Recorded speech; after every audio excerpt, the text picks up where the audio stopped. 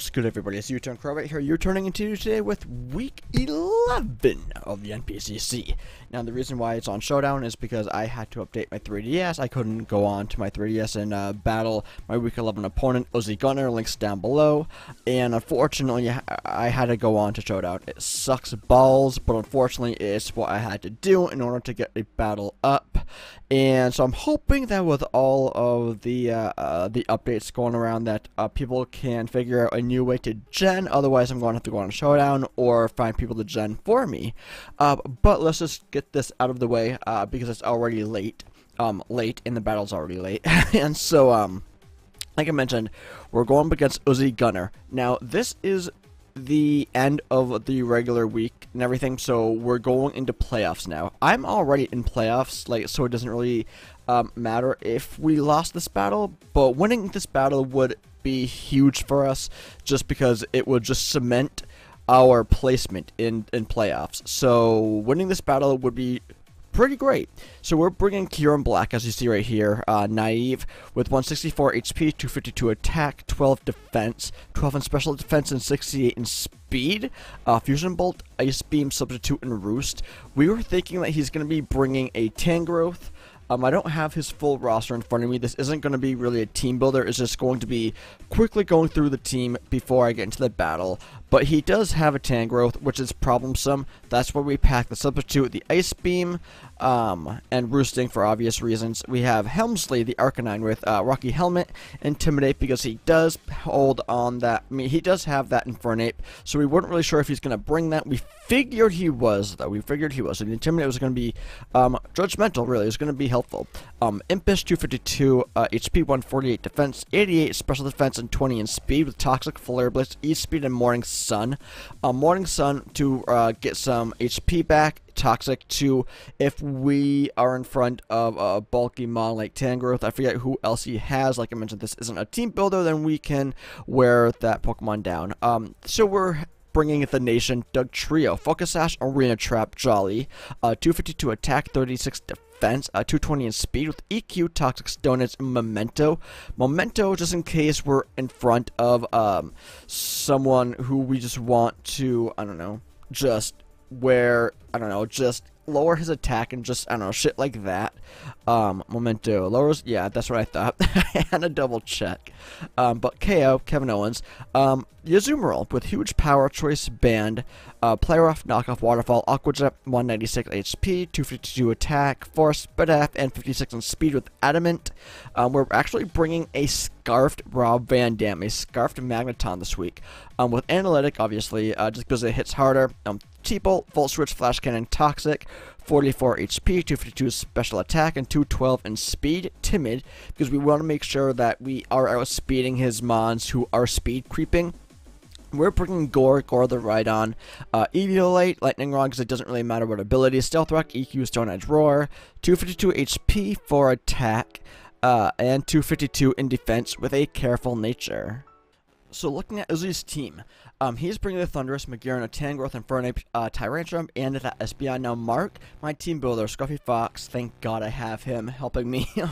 He managed to make sure that each of our mons have enough HP or have enough EVs invested in the correct EV slot so they can live attacks. So we do have the Intimidate for the obvious reasons, because he is bringing the Infernape, the Tyrantrum. With the Intimidate, Arcanine can live at least one Head Smash from Tyrantrum. Not that we want him to, but if need be, we can at least live one. If he decides to bring a Scarfed Infernape or a Scarfed Tangrowth, Scarfed Espeon, then we wanted Magneton to try outspeeding those who are speed creeping. So I mean that's useful. But let's just kind of get into the battle and see what goes down. I didn't really have any problem leading off with Magneton. One, I got to see who he was going to be scarfed, and two, I got to get initiative. And a couple of times he does miss Focus Blast. I'll throw that out there right now, and it really sucks. Simply because this battle could have went a lot differently had he not missed these Focus Blasts. And at this point in time, I really wanted just to get the Toxic on the Thundurus, but he is going to go for the Infernape. And the reason why he went for the Infernape is because I saw his side, and the reason why he went for the Infernape is because he thought maybe, hey, I was going to go for like a Flare Blitz or a Willow.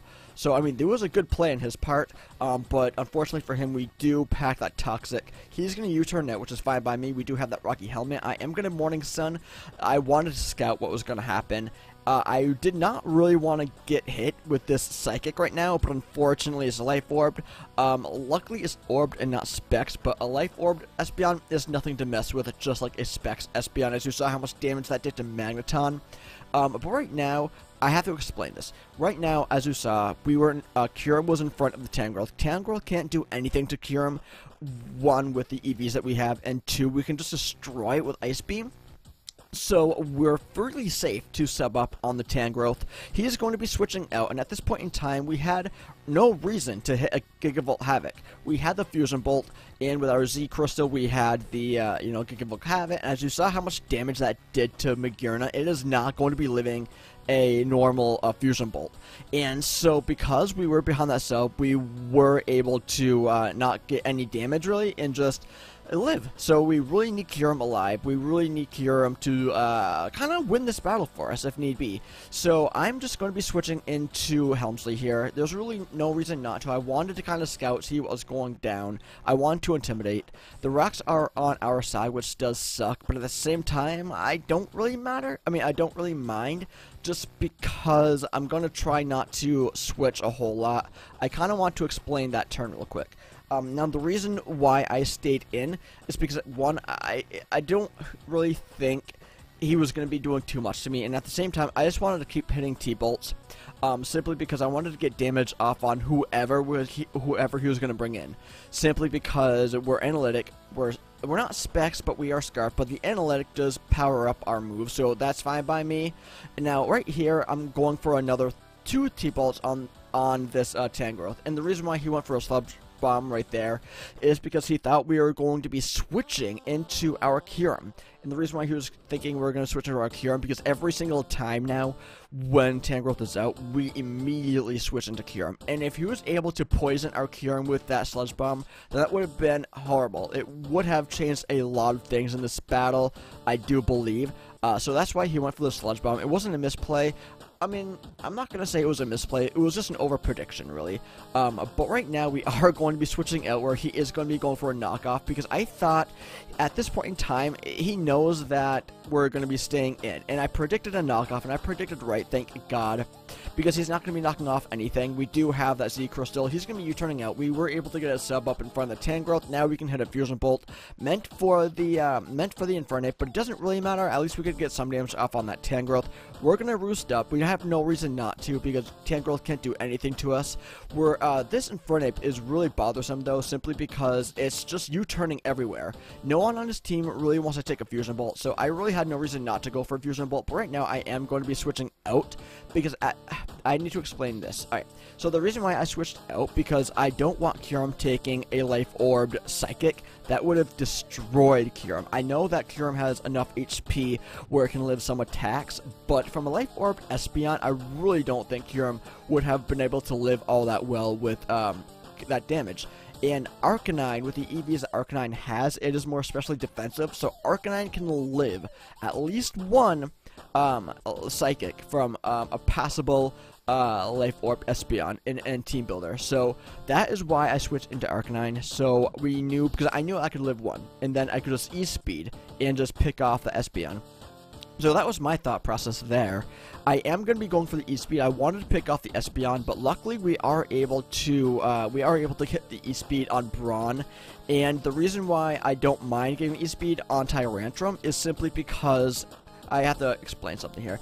The reason why is only because it brings Tyrantrum in Aqua Jet range a lot closer to Aqua Jet range. I really don't mind any chip damage we do get on that Tyrantrum, and the reason why you saw me going for a Stealth Rock on that Espeon, I knew Uzi was gonna be switching out. I knew it.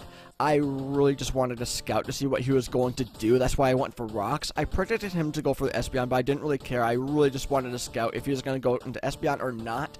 I'm just going to sack off Magneton right now because I need to get some initiative. I need to kind of see what the hell is going what the hell he's going to do, really. And right now, Arcanine is coming out. I don't mind just going for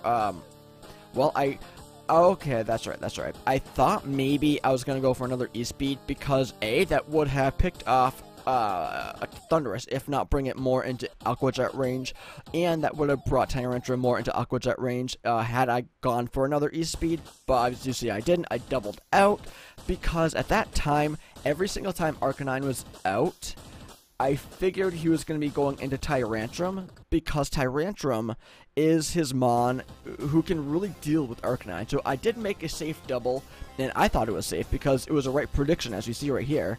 And even though Tyrantrum is holding that berry, I'm still going to be outspeeding and taking him out because from that range, he's not going to be living in the Pike at all. Now, Gorgor is out, and I know now that this Tangrowth is special. It's very, very strange because this Tangrowth is just... I figured it was going to have, like, knockoff, and it did. I didn't really know what the hell else it was going to have, but I don't mind sacking Rhydon off because now Tangrowth is in front of Kyurem. Now I can roost up. Now I can either roost or I can just hit an Ice Beam. I felt safe to go for the roost because if he was going to... break my sub, and as you can see right here, we do have enough HP where the attacks that Tangrowth is delivering, it's not going to break the sub at all. Now, I'm perfectly fine with just allowing Infernape to break my sub, so I can go for a Fusion Bolt and take out the Infernape. I was meaning to go... I actually don't really remember what my thought process was around that time, but I was able to hit the Fusion Bolt on the Infernape, taking him out, thank fuck, because Infernape was a deadly Pokemon. It could have destroyed, like, half my team. That was another Focus Blast miss that was really, really sucky, and, you know, it's Pokemon. It happens. Shit happens, and it sucks, and there's not much you can really do to control it. But I do have to throw this out here right now. Even though he has Thundurus and Tangrowth right now, and we have Kyurem, Dugtrio, and Azumarill, he can still win. He can still win. Luke Harper is in front of Kevin Owens right now, and we're gonna go for an Aqua Jet because why not? I thought he was. I wasn't sure if he was gonna switch out or not, but I went for an Aqua Jet nonetheless. Going for a Sludge Bomb, it doesn't really do too much to me because with the EVs that we have, we can live at least one. Knocking off our Sash, it doesn't really matter. We are able to Toxic. I need to explain that too. The reason why we do have Toxic on Dugtrio is for that instance. If we're in front of Tangrowth and Tangrowth goes for, I don't know, like a knockoff or just some shit that we can live, we're able to outspeed and get a Toxic off on Tangrowth, which means we have a better chance of winning the battle if something like that were to happen, and it did, and I'm happy because now we have a better chance of killing off this Tangrowth, and I don't mind at all. We're simply just going to be subbing up right now. We have no reason not to. We're in front of Tangrowth. Tangrowth can't really do too much to me. Supersonic Sky Strike is going to be breaking our sub. Now, it's funny. It is funny. Right now, Tangrowth is facing two Pokemon, and he's at full health, and he can still win. He could break our sub right now with like a crit or some shit, and take out Kyurem. Azumarill could come out, and he could like Leaf Storm, as you saw when he did to Rhydon, but because Kyurem has enough EVs and HP, Mark is such a fucking genius for doing that. We're able to live another substitute and just roost up. At this point, it was really judgmental that we lived all these Sledge Bombs and we lived all these attacks that Tangrowth did, because if Tangrowth poisoned Kyurem, then that would have been just disastrous. It really would have. Because he could have potentially won the battle. So we're just going to roost up. Simply put, we just need all the help we can get. He's going to break our sub. It sucks, but at this point in time, we are safe to go for an Ice Beam and win the battle. Now, this was it was a fun battle because last time we faced, I think it was Greg, because Uzi couldn't battle. So we battled Greg with Uzi's team, and we lost. And that sucked. But now that we're battling Uzi, actual Uzi, it was a fun battle. I got to see how well Uzi actually played, and it was very interesting to see what Monsi brought. The Bagheerna would have been a huge problem had we not taken it out so early, and that Espeon with the Life Orb would have... that thing was just so fucking annoying. As you saw how much damage it did to Magneton, that thing was scary as all hell. If he was Specs, I would have been a little bit more scared, but at the same time, he would have been locked in, so then I could kind of work my way around that. So, all in all, this was a fun battle. I am so glad that we were able to pick up the win. I'm glad that we are in playoffs. Had we lost, we still would have been in playoffs, but it's just the winning that I like. It's just that I got to battle Uzi. I got to win against Uzi because he's a good battler. He really is. And so I'm just happy with the outcome. It sucks that he missed a couple Focus Blasts. I think it was Focus Blast, but, you know, it's the life of Pokemon. It's the way Pokemon is. Shit happens with Pokemon all the time, and there's really nothing you can do to control it. You just have to kind of move on and just, I don't know, just move on, I guess. But I'm gonna get the hell out of here, guys. I hope you enjoyed the battle. I'm sorry it was on Showdown. If no one watches this, I don't fucking blame you, but whatever. Yeah, I'm gonna get the hell out of here. But I hope all of you have a great day, and I'll catch all of you all on the flip side.